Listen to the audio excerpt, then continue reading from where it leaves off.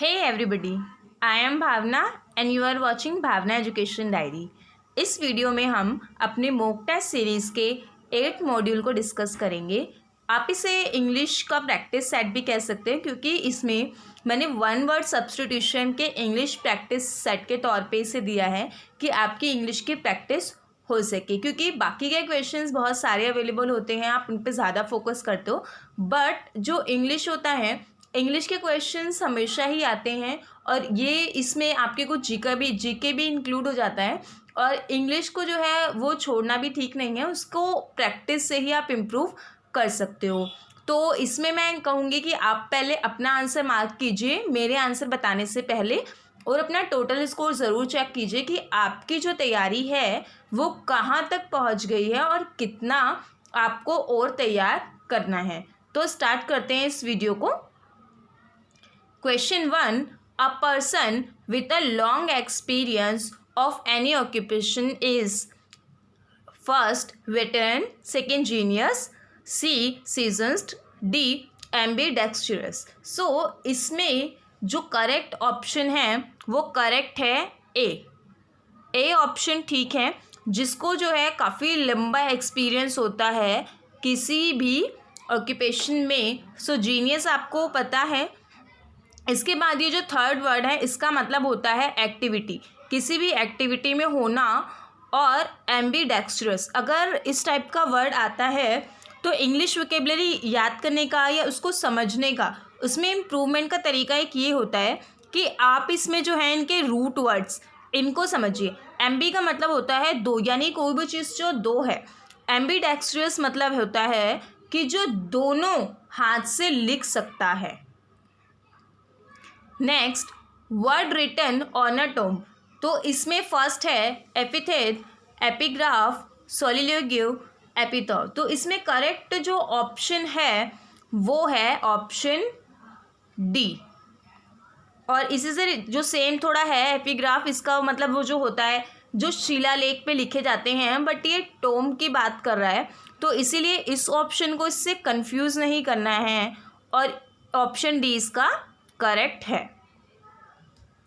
Next है स्टील्थली done, इसका क्या मतलब होता है कि एक ड्रामेटिकल जो स्पीच होती है उस तरह से।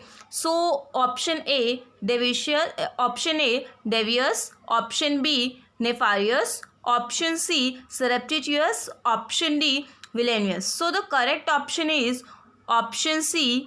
ये जो गुप्तचर होता है ना, ये गुप्तचर तरीके से इसका मतलब है। तो यहाँ पे ये किसी तरीके से ड्रामेटिकल तरीके से या किसी को सीक्रेट तरीके से, गुप्त तरीके से ये मतलब बताते हैं। Next, something no longer in use, जो काफ़ी टाइम से यूज़ ना हो रहा हो।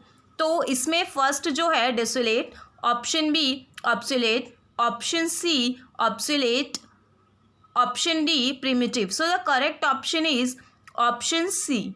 वैसे तो फर्स्ट का मतलब होता है वीरान, बट ये एक सुनसान टाइप में आता है, बट इसका जो है एक्यूरेट मीनिंग होता है वो है ऑब्सोलेट। इसका मतलब होता है प्रिमिटिव, का मतलब काफ़ी ज़्यादा पुराने समय से, बहुत ज़्यादा एंशियंट इसका मतलब होता है।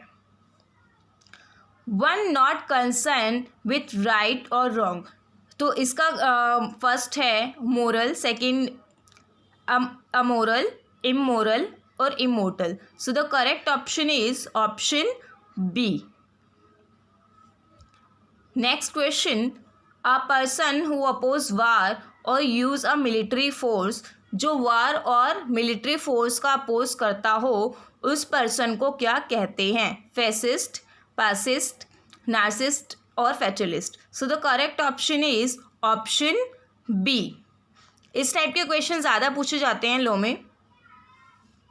Severally abusive writing in journals, option A imaginary, option B speculative, option C scurrilous, option D sarcastic. So the correct option is option C, severely abusive writing in journals. Next, call upon God or any other power etc. for help or protection. So the option A is invocation, option B involution, option C inundation, option D revocation. So the correct option is option A. Next question, fear of being enclosed in a small closed space. तो यहाँ पे सबसे पहले again यहाँ root word आप देखेंगे कि phobia, ये बहुत सुनने को मिलता है फोबिया। फोबिया का मतलब होता है फियर। अगर आपको एग्जाम में ऐसे क्वेश्चन आता है जिसमें फियर की बात हो रही है और आपके ऑप्शन में कहीं फोबिया दिख रहा है तो आप उसको इससे कनेक्ट कर सकते हैं कि हाँ ये ऑप्शन होंगे, और जिनमें फोबिया नहीं है आप उन ऑप्शन को एलिमिनेट कर सकते हैं। और इसके बाद fear of being enclosed in a small closed space, आपको एक छोटी सी जगह में जो है रहने का जो डर है उसको क्या कहते हैं। So the first option is agoraphobia, option B claustrophobia, option C acrophobia, option D paranoia. So the correct option is option B. और इसका ये वो फोबिया होता है जो अंग्रेजों से लड़ने के टाइम इस टाइप पे हम जो फोबिया देखते हैं वो होता है, और इसका मतलब होता है दूसरों से लड़ना। Next, one who has become dependent on something और ड्रग्स इज। सो यहाँ पे जो है one who has become dependent on something और drugs is the option one adamant, option B addict, option C addict, option D derelict. तो इस type में कई बार हम इसको याद करते हैं और हम यहाँ पे अब कन्फ्यूजन होने वाली बात ये है कि यहाँ पे एडिक्ट ये है। अगर आपने ध्यान से पढ़ा है तो आप इसकी स्पेलिंग को करेक्ट कर सकते हैं, और अगर आपने ऐसे ही पढ़ा है तो आप इसमें कंफ्यूज हो सकते हैं। तो इसमें फर्स्ट दो में तो डाउट है ही नहीं कि ये दोनों हो ही नहीं सकते हैं। सो इन दोनों में से the correct option is option C. तो फर्स्ट का मतलब होता है ज़िद्दी होता है, ये दूसरा जो ये वाला एडिक्ट है इसका जो प्रोनाउंसिएशन है ये इसकी तरह है, इसका मतलब होता है कि आप किसी को ऑर्डर दे रहे हो, आदेश तरह से देना। Option C addicted, option D derelict का मतलब होता है कि जो आपकी ड्यूटी है आप उससे पीछे हट रहे हो, आप उसको पूरा नहीं कर रहे हो। तो ये सारे हैं। Next, succession of rules belonging to one family. So the correct, ये बहुत ईजी है, ये हिस्ट्री में आपने पढ़ा होगा, डायनेस्टी। और ये जो प्रोगनी है ये तो वो है जो आर्मी वगैरह के बच्चे वगैरह से होते हैं, वो इस एक के बाद एक होते हैं। तो ये dynasty the correct option. Next, to cut something into two pieces, किसी चीज़ को दो पीसीस में करना, ये क्या होता है। इसमें बहुत इसको ध्यान से देखने वाली बात है। इसमें first option is sever, second भी ऐसा ही है, इनका भी प्रोनाउंसिएशन ऐसा ही है और इसका भी। सो इसमें क्या है कि करेक्ट ऑप्शन है ऑप्शन बी वाला, क्योंकि फर्स्ट वाले का मतलब होता है बहुत ज़्यादा ही काट देना, बहुत ज़्यादा, और इसका जो मतलब होता है इसका मतलब होता है बोलना, तो ये है नहीं। तो करेक्ट ऑप्शन है ऑप्शन बी। तो जब भी आप इनको रिवाइज करें तो इनकी स्पेलिंग्स पर ज़रूर गौर करें, क्योंकि हर साल स्पेलिंग आपको करेक्ट स्पेलिंग भी बतानी होती है। तो आप इनके कोशिश ट्राई कीजिए कि इनके रूट वर्ड्स को जो है वो उनको आप रिवाइज करें, और जब भी आप करें तो उनके रूट वर्ड्स पे ज़रूर ध्यान दें। नेक्स्ट, फ्लैट मेटल और porcelain plate fixed on a wall as an ornament or memorial. So the correct option is option D, plate. Next, act of deceiving somebody in order to make money. So the first option is fraud, option B robbery, option C pickpocket, option D theft. So the correct option is option A कि wrongful deceiving, जब आप किसी से गलत तरीके से कुछ deceive करते हो, इसमें मनी है तो ये होता है फ्रॉड। रॉबरी में ये होती है, ये भी थेफ्ट होता है लेकिन इसमें ज़्यादा पर्सन होते हैं। पिक पॉकेट, आप किसी का कुछ पॉकेट मार रहे हो। थेफ्ट जो है, थेफ्ट मूवेबल प्रॉपर्टी का होता है, डिसऑनेस्टली आप कुछ चुराते हो। या टेकिंग और इंटाइसिंग दोनों होता है इसमें, टेकिंग और मूव दोनों। नेक्स्ट है 15th question, a short poem और speech address to the spectators after the conclusion of a drama. तो so the correct option is option C epilogue. और यहाँ पे जो है फर्स्ट का मतलब हम इसको देखते हैं पहले भी होता है और इसका मतलब होता है बाद में। तो इसमें यही बात कर रहा है, address the spectators after. After की बात हो रही है इसलिए ये होगा, अगर पहले की बात होती बिफोर सो ऑप्शन ए होता। और मोनो की बात हो रही है तो मोनो से आप इसको रूट वर्ड कर सकते हैं। मोनो का मतलब होता है अकेले, तो एक होना, तो मोनोड्यूग मतलब अकेला। नेक्स्ट क्वेश्चन, अगर आपने हमें इंस्टा पे फॉलो नहीं किया है तो डिस्क्रिप्शन में दिए हुए लिंक पे आप क्लिक करके इंस्टा से हमसे जुड़ सकते हो। और अगर आपने पिछली मॉड्यूल्स नहीं देखी हैं तो उनके भी लिंक आपको डिस्क्रिप्शन और ऊपर आई बटन पे मिल जाएंगे, आप वहाँ से भी चेक कर सकते हैं। So the next question is a person who is unable to pay his डेब्ट। जो पर्सन अपने डेब्ट्स को पे करने में अनेबल है उसे क्या कहेंगे? Option A solvent, option B banker, option C insolvent, option D lender. So the correct option is option C insolvent. Next question, anything which is no longer in use. वो चीज़ जो काफ़ी समय से जो है वो यूज़ में नहीं आ रही है उसे बोलते हैं obsolete. Next question, a person coming to a foreign land to settle there. तो यहाँ पे जो फर्स्ट ऑप्शन है इमिग्रांट, इसका मतलब ये इसका करेक्ट ऑप्शन है ये।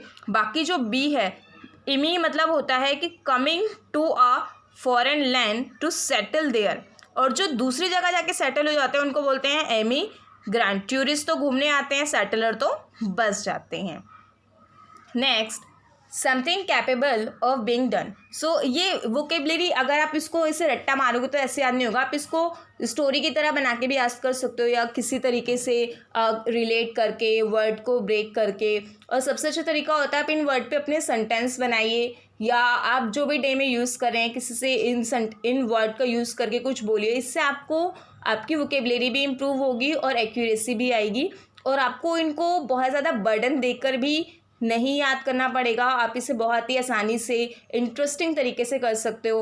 और आप चाहे तो अपनी अगर आप रिवाइज करते हो बुक्स वगैरह के नेम एंट्रेंस के लिए, किसी भी चीज़ के लिए, तो उनको आप अपनी वॉइस रिकॉर्ड करके भी उनको बार बार आप सुन के भी आपको बहुत अच्छे से याद हो सकता है। तो आप इन ट्रिक्स को भी अपना सकते हैं। स्टार्ट अगेन कंटिन्यू करते हैं इसे। Something capable of being done.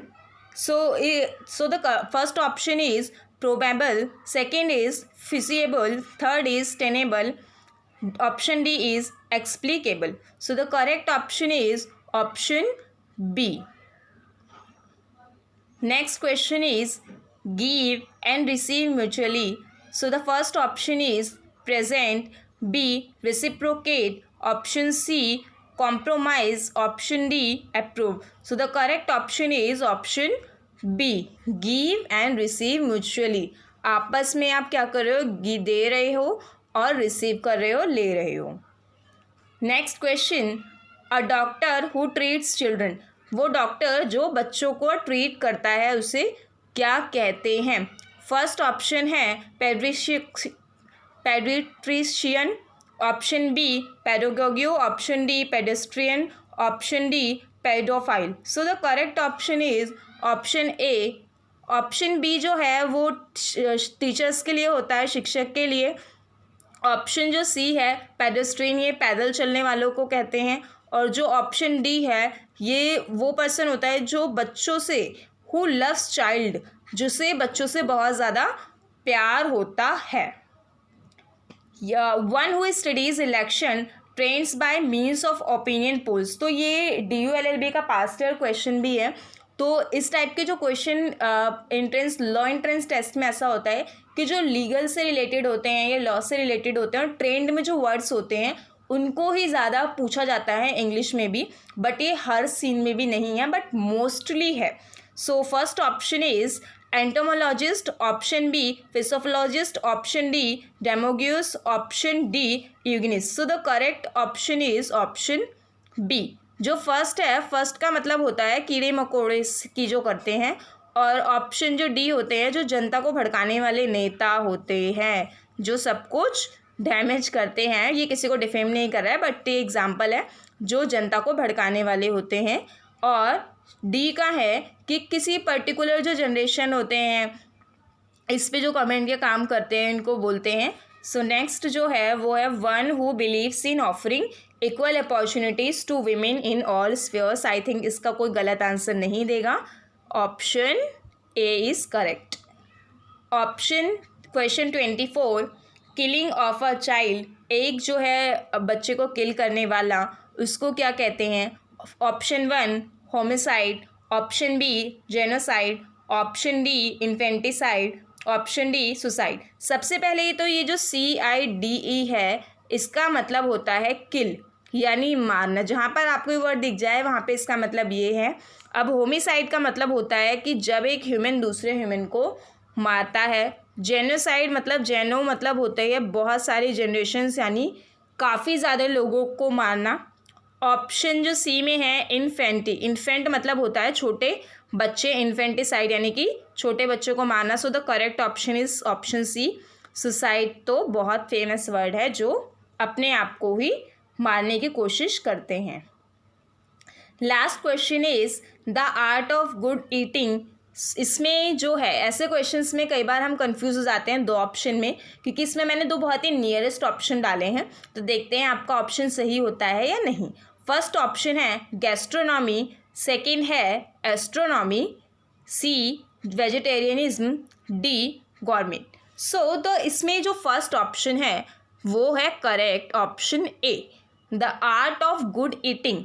और इसके बाद बी तो पता है एस्ट्रोनॉमी, एंड ऑप्शन जो डी है उसका मतलब होता है भुक्कड़ जो बहुत ज़्यादा खाता है। बट यहाँ पे जो बात हो रही है वो the art of good eating की हो रही है, तो इसीलिए इसका ऑप्शन ए करेक्ट है। इसको ऑप्शन डी के साथ कंफ्यूज नहीं करना, वेजिटेरियनिज्म तो सिंपल है और इसका ऑप्शन ए करेक्ट है। आई होप इसमें आपको कुछ क्वेश्चंस क्लियर हुए होंगे और आपने इसमें अच्छा स्कोर किया होगा। अपने स्कोर को कमेंट करना ना भूलिए and keep watching our videos. अगर आप किसी टॉपिक पे वीडियोस चाहते हैं तो आप हमें कमेंट सेक्शन में बता सकते हैं, या आप हमें इंस्टा पे भी बता सकते हैं। इंस्टा पे मेरी ID भावना एजुकेशन डायरी ही है, आप डिस्क्रिप्शन में दिए हुए लिंक पे क्लिक कर सकते हैं। Most welcome of your suggestions and thank you.